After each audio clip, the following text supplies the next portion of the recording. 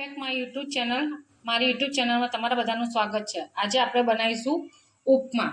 ઉપમા માટે જોઈશે આ 1 વાટકી સોજી, 2 નંગ ડુંગળી, 2 ચમચી જેટલા વટાણા છે, 10 થી 15 મીઠો લીમડો છે, અડધું પેપ્સિકમ છે અને એની અંદર મેં 1 તીખું મરચું નાખેલું છે, નાનું એવું ટામેટું છે, અડધી ચમચી અડદની દાળ અને 1 ચમચી ચણાની દાળ છે. સ્વાદ અનુસાર મીઠું, વઘારવા માટે તેલ. ઉપમામાં નાખવા માટે મેં આ જે વાટકી સોજી લીધેલી છે એ 3 વાટકી જેટલું આ પાણી એક બાજુ મેં ગરમ કરવા મૂકી દીધું છે. હવે આપણે એમને વઘારીશું.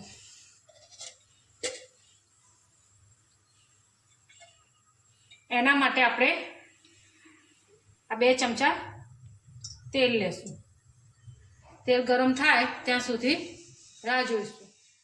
આપણું તેલ ગરમ થઈ ગયું છે એટલે સૌથી પહેલાં આપણે અડદની દાળ નાખીશું. અડદની દાળ ગુલાબી જેવી થાય એટલે આમાં આપણે ચણાની દાળ નાખીશું. મારી પાસે જો હાજરમાં ગાજર છે નહીં, તમારી પાસે ગાજર હોય તો નાખી શકો છો.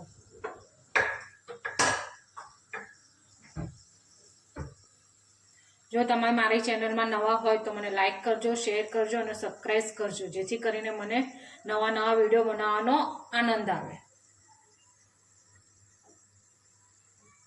જો હવે આપણા અડદની દાળનો કલર બદલાવા માંડ્યો છે. હવે એમાં આપણે આ ચણાની દાળ નાખીશું.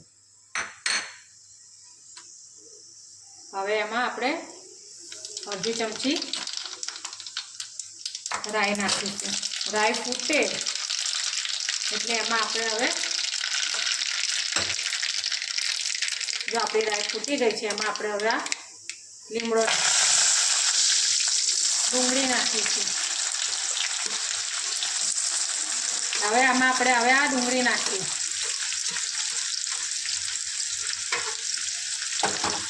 અને બરાબર હલાવીશું.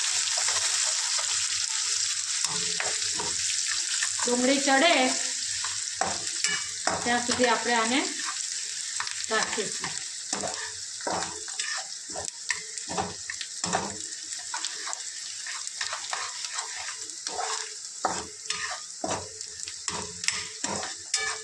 આમાં તમે સિંગ પણ નાખી શકો છો. આપણે ડાળિયાની દાળ ને નાખ્યું ને ત્યારે સિંગ નાખી દેવાની. સિંગ નાખ્યું હોય ને તો.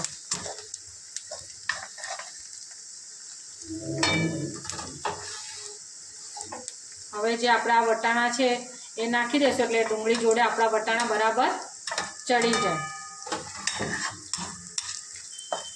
અને ગેસ મીડિયમ ફાસ્ટ રાખવાનો. જો આપણે આ બાજુ પાણી ગરમ થઈ ગયું છે એટલે હવે આ ગેસ બંધ કરી દઈશું.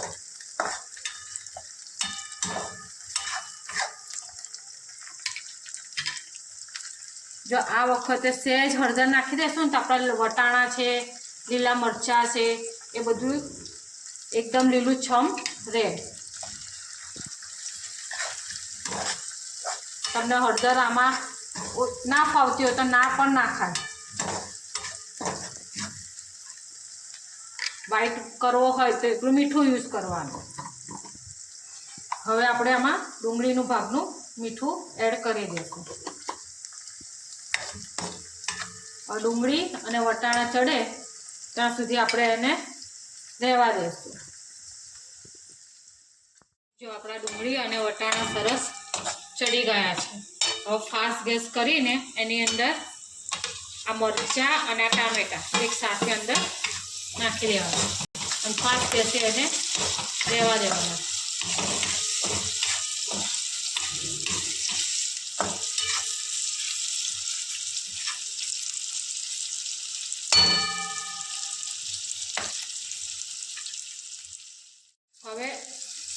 હવે એમાં આપણે આ સોજી નાખીને બરાબર શેકી.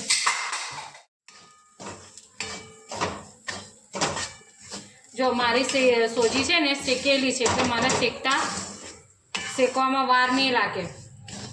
તમારી સોજી શેકવાની બાકી હોય તો તમારે 5 થી 6 મિનિટ જેટલું આની અંદર શેકવાનું.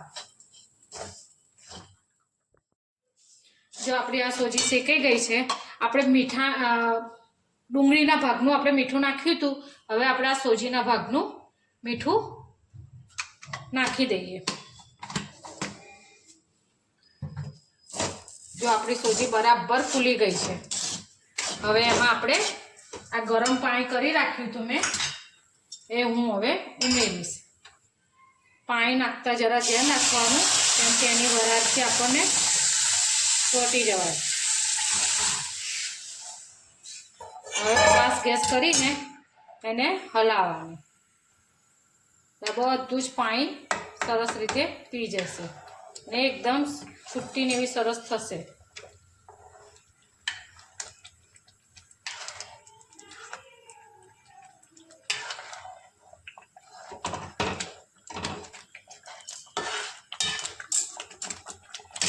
હલાવતા જરા ધ્યાન રાખવાનું, કેમ કે આમાં છાંટા ઉડે.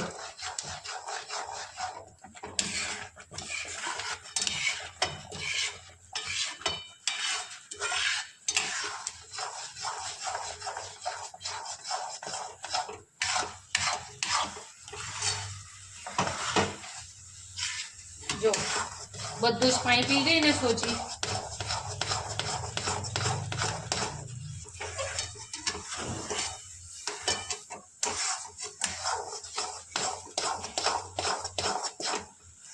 હજી સરસ છૂટી છૂટી થઈ જશે.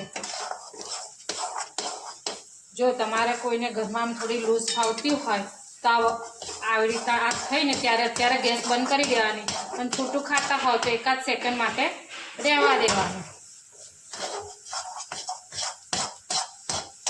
જો આપણી સોજી સરસ રીતે શેકાઈ ગઈ છે, લોયું છોડી દીધું.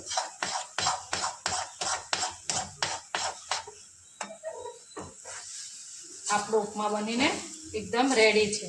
હવે આને ગેસ બંધ કરીને 1 સેકન્ડ માટે બંધ કરીને આપણે એને રહેવા દેશું બંધ ગેસે.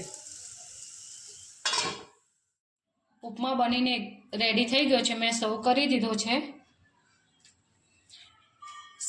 ચા સાથે સર્વ કર્યો છે. જો તમે મારા યુટ્યુબ ચેનલમાં નવા હોય તો લાઈક કરજો, શેર કરજો અને સબસ્ક્રાઈબ કરજો, જેથી કરીને મને વિડીયો બનાવવાનો આનંદ આવે. અને કેવો લાગ્યો મારો ઉપમા એ મને કોમેન્ટમાં લખીને જણાવજો. બાય.